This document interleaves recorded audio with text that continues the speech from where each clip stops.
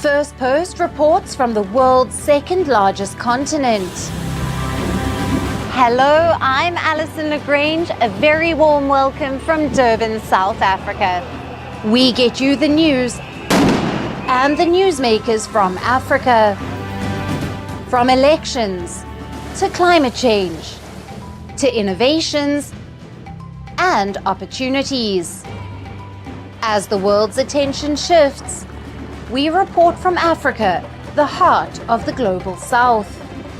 Join me every weekday live on First Post.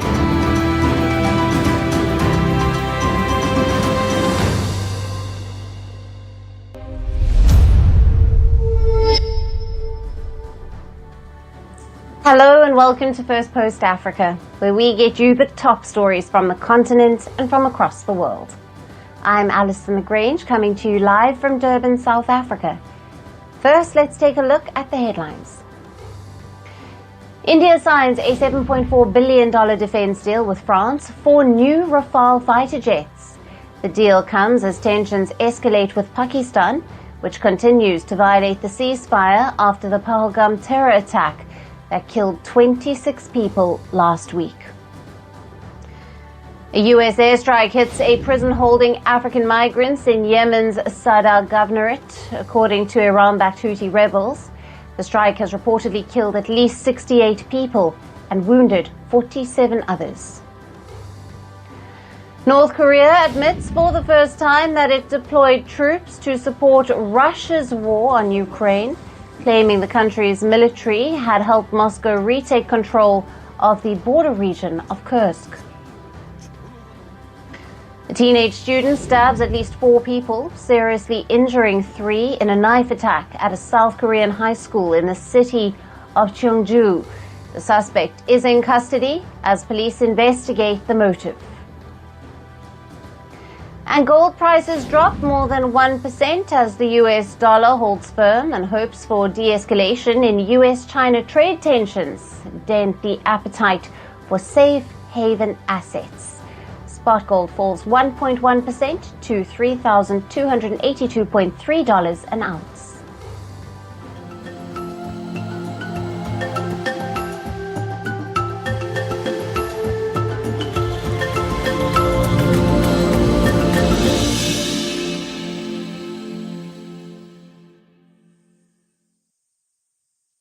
Hello and welcome. We begin in the Horn of Africa, a region sitting at the crossroads of the Red Sea and the Indian Ocean. Its strategic location has long attracted foreign powers who now control and operate crucial ports across the region. And now reports suggest Russia has joined the Horn of Africa's intense port race. Now, Russian Deputy Foreign Minister Mikhail Bogdanov has visited Somalia. He is also the special representative of President Vladimir Putin for the Middle East and Africa. This marks the first official visit by a high-ranking Russian official to Somalia in years. He met with his Somali counterpart as well as President Hassan Sheikh Mahmoud, and they discussed strengthening bilateral relations. He also extended an invitation from Putin to Somali President to attend the upcoming Russia-Arab League summit later this year.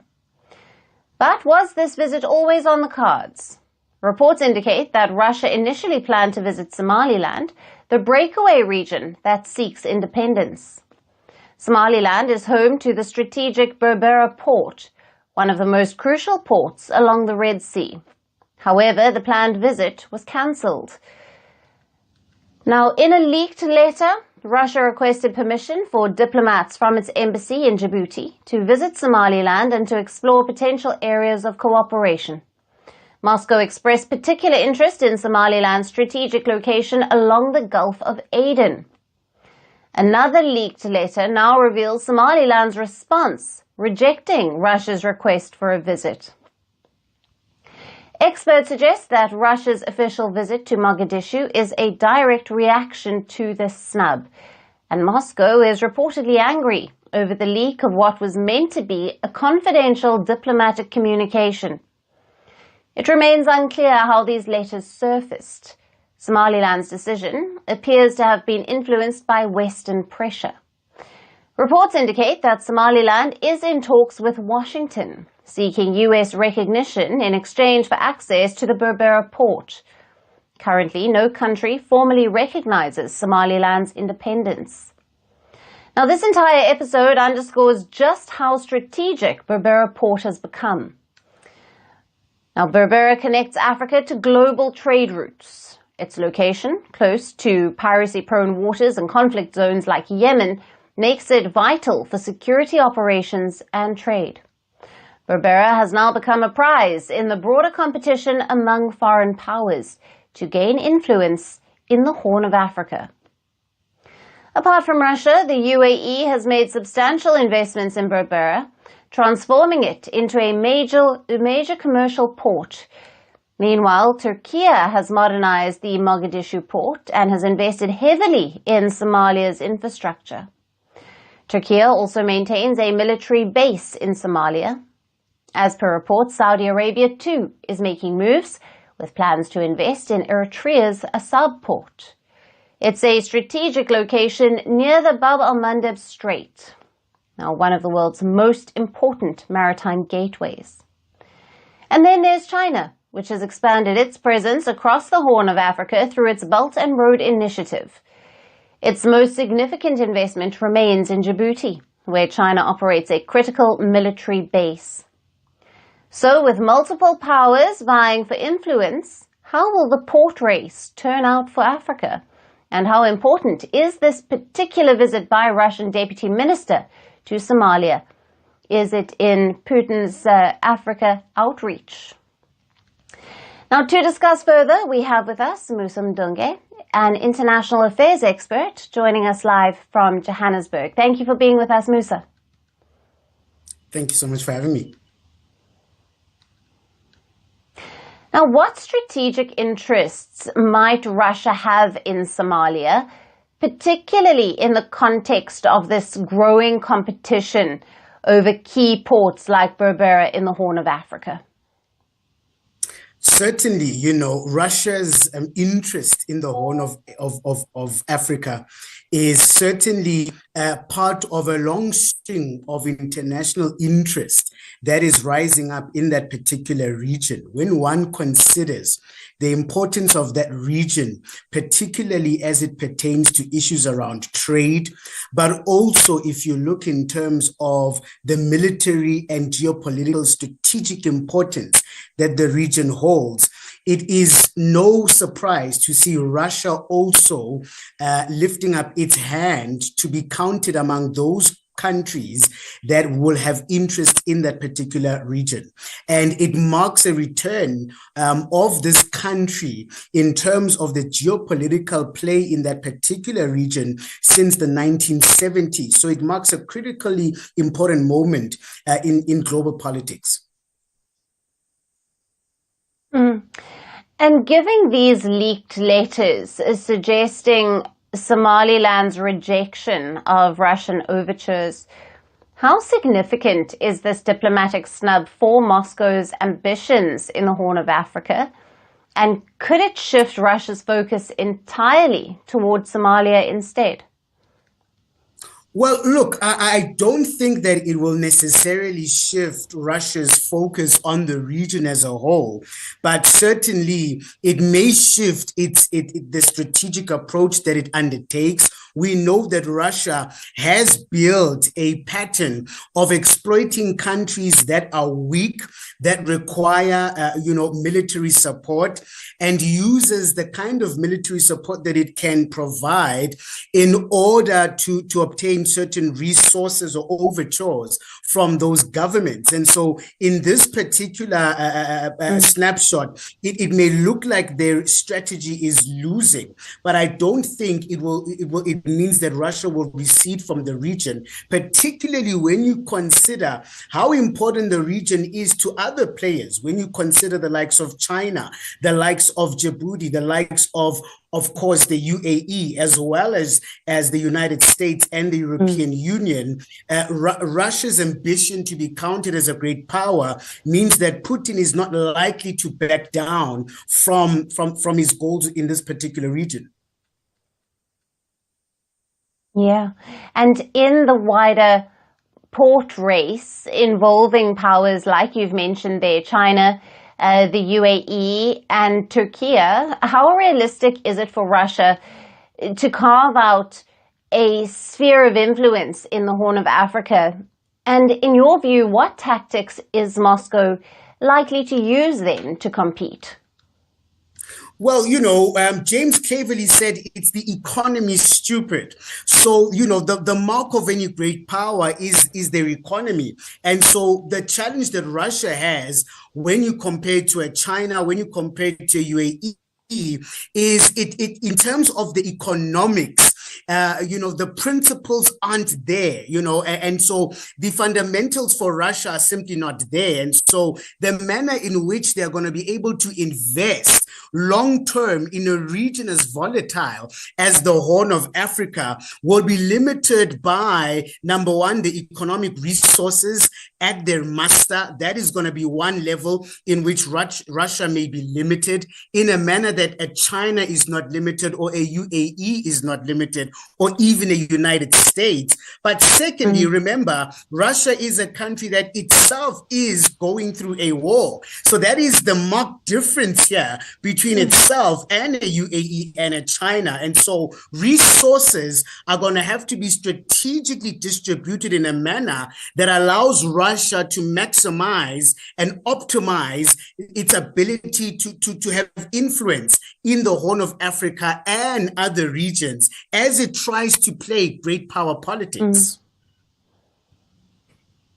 Right. Musa, thank you. As always, great to have you on the show. Thank you so much for having me.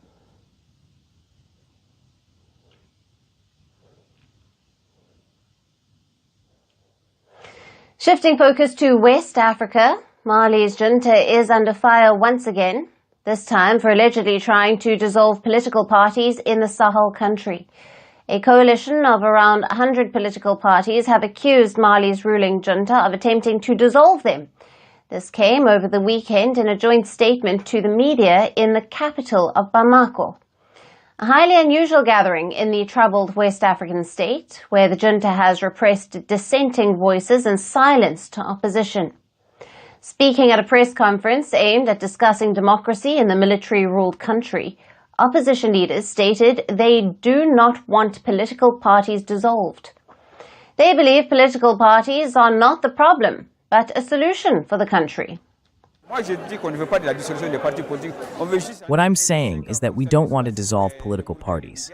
We just want to ratify the 5-year term to align ourselves with Burkina Faso and Niger, and also have the status of President of the Republic. Political parties are not a problem for Mali. On the contrary, political parties are a solution. Mali's problems lie elsewhere. Its insecurity, the high cost of living, everything to do with health and schools. These are the country's challenges. This comes after the junta launched consultations to revise Mali's political party charter. The authorities have been overseeing talks for the past 2 weeks to introduce reforms, including a proposal to dissolve existing political groups, leaving only a few pro-junta parties. The adoption of these reforms was part of a junta-led national consultation in late 2022, intended to build a so-called way out of the crisis in the West African country. However, the coalition objected over the weekend, arguing they had not been invited to the talks. They described it as a quote-unquote pseudo-consultation. Meanwhile, the press conference itself was reportedly held under the watchful eye of a significant police presence. Now, these developments come amid wider concerns as Mali's ruling military failed to honor a pledge to transition back to civilian rule by March of 2024. Mali has been grappling with widespread insecurity for more than a decade, with the military seizing power in back-to-back coups in 2020 and 2021.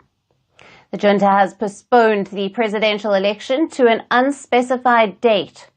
They've also previously suspended the activities of political parties and associations between April and July of 2024, citing a risk of subversion.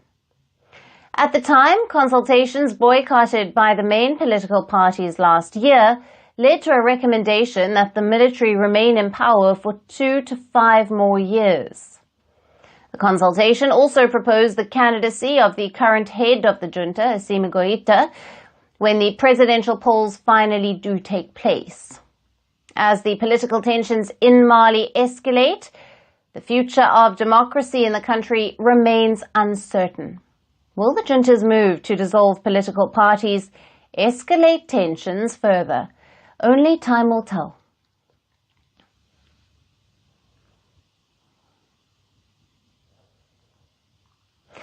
And shifting focus to Ghana, where tech giant Meta is facing a lawsuit over the impact of extreme content on moderators.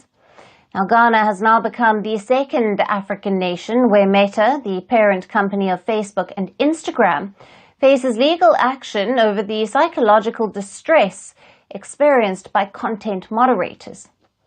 Now, Meta employs thousands of moderators tasked with taking down disturbing content, including depictions of murder, extreme violence, and child sexual abuse. In Ghana, moderators claim that reviewing such content for long hours has led to cases of depression, anxiety, insomnia, and even substance abuse. At the center of the allegations is Moderators, a company contracted by Meta and owned by the French multinational Teleperformance. Now, Moderators' facilities in Accra employs nearly 150 content moderators. After meeting the moderators and hearing their grievances, lawyers are now preparing for court action.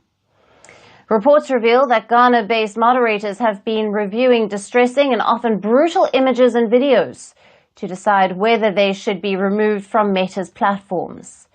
These include graphic videos such as a person being skinned alive and a woman being beheaded.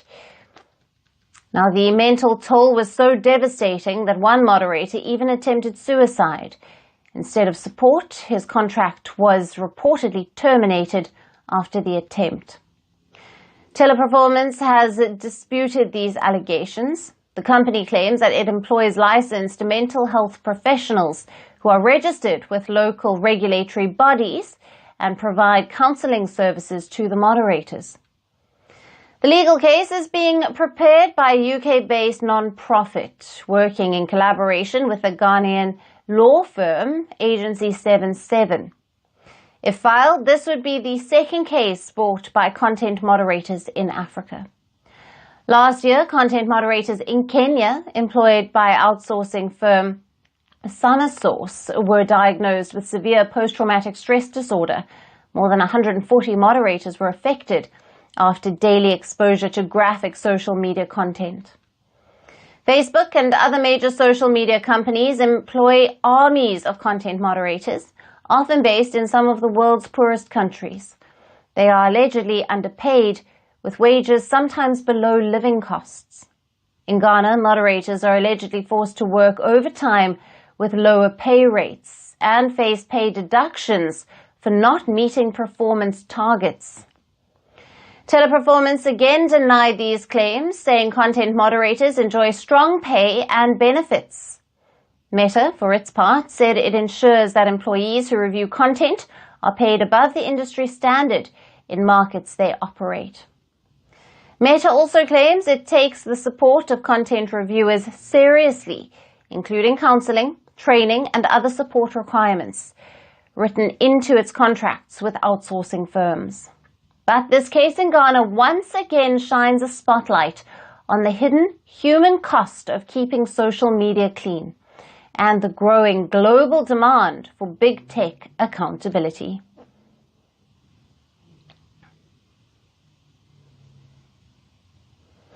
And for our last story tonight, let's turn our attention to Nigeria, where an FBI-led operation led to the arrests of 22 people over involvement in a $65 million sextortion scam.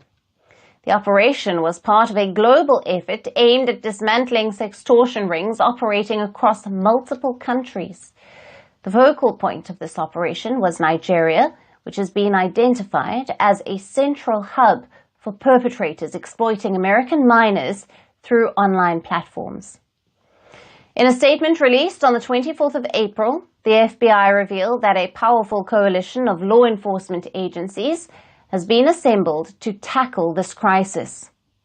Resources and personnel from Canada, Australia, and the United Kingdom have been deployed to work directly alongside Nigeria's Economic Financial Crime Commission, the EFCC. Now, this joint effort comes in response to the disturbing reality of sextortion-related crimes, which have tragically contributed to suicides among teenagers in the United States, Canada, and Australia. Investigations have pointed to alleged involvement by individuals based in Nigeria. Operation Artemis marks a first-of-its-kind initiative on Nigerian soil. It was launched by the FBI following a concerning 30% surge in sextortion-related information. Received at its National Threat Operations Center between October of 2024 and March of 2025, the agency states that the Operation Artemis has already proven instrumental in addressing this alarming rise in these horrific crimes, which have had devastating consequences for victims and their families. According to the FBI's Internet Crime Complaint Center, the IC3, the number of reported victims surged from 34,000 in 2023 to over 54,000 in 2024, underscoring the scale of this global threat. These investigations were launched in part to provide answers and a sense of closure for grieving families across America.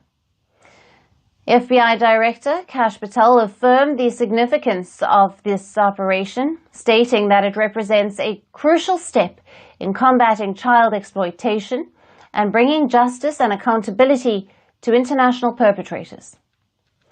This collaborative effort signals a determined commitment to protecting vulnerable young people from these predatory criminal networks. We will continue to follow developments in Operation Artemis and its ongoing impact. And that's it on the show for today. We will see you again tomorrow at the same time. Thank you for watching, and goodbye.